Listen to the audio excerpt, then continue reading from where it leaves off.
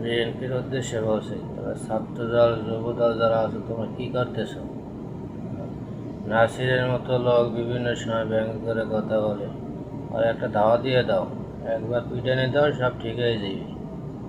নাসির একজন ডারবিন হচ্ছে নেশাখোর, কোনো জিয়াউর রহমানের কথা বলে, কিছু খালেদা জিয়া, কোনো সময় আবার তারেক রহমানের কথা বলে, আবার বলে পালানোর জায়গা পাইবে না। তোমরা কি দেখো না ওদের? একটু সাইজ করে দাও, দেখো ঠিক হয়ে গেছে, একবার একটা লড়ান দিয়ে দাও, একবার সোজা হয়ে গেছে। আর মতো ছেলে কীভাবে এত বড় কথা বল?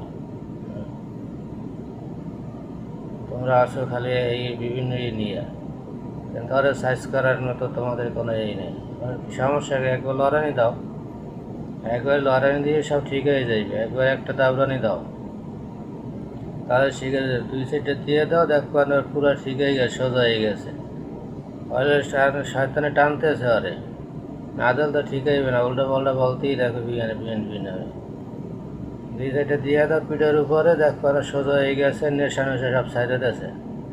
তো নেশা করে মানে কোন সময় কে বিএনপির বদনাম করে, বিভিন্ন যুব দলের নেতা নহরের নামে কিছুদিন আগে একটা দুর্নাম করলো যে সাদা উঠাই খায়। তুমি তো কিছুই করতে পারো না, আর একটা পিটানি দিয়ে দাও, দেখো সব ঠিক, একদম ঠিক হয়ে গেছে, তারের মতো সোজা হয়ে গেছে, আর জীবনে উল্টো পাল্টা কথা বলবে না।